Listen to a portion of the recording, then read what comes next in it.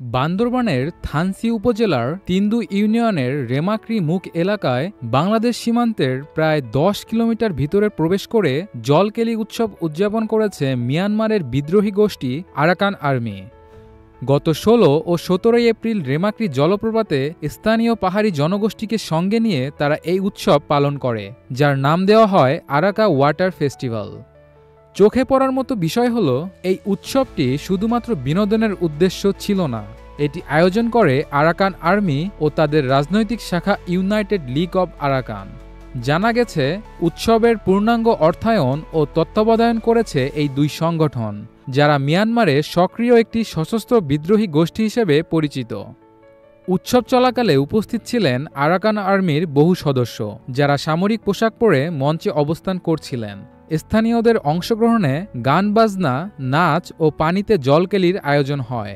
সামাজিক যোগাযোগ মাধ্যমে ছড়িয়ে পড়া একাধিক ভিডিও ও ছবি থেকে জানা যায়, উৎসবটি খুবই সংগঠিতভাবে পরিচালিত হয় এবং সেখানে আরাকান আর্মির পতাকাও প্রদর্শিত হয়।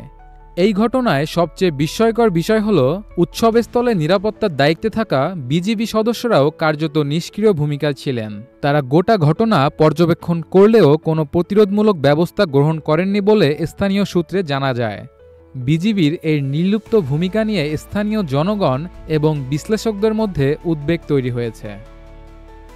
নিরাপত্তা বিশ্লেষকরা বলছেন, দেশের সীমান্তের ভিতরে একটি সশস্ত্র বিদেশি গোষ্ঠীর প্রকাশ্য উপস্থিতি ও কার্যক্রম বাংলাদেশের সার্বভৌমত্বের জন্য এক ধরনের চ্যালেঞ্জ।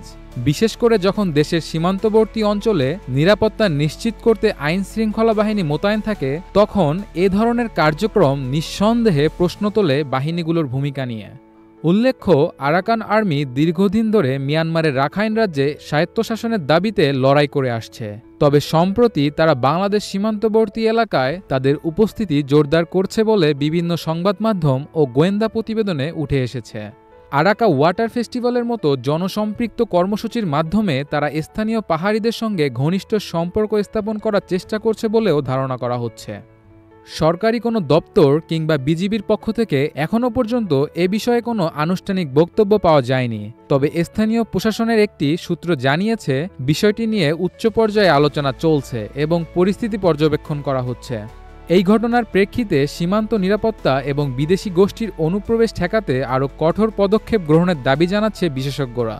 তারা মনে করেন, বিজিবির দায়িত্বশীল ভূমিকা না থাকলে ভবিষ্যতে এ ধরনের ঘটনা বাড়তে পারে, যা দেশের অভ্যন্তরীণ নিরাপত্তার জন্য হুমকি হয়ে দাঁড়াতে পারে।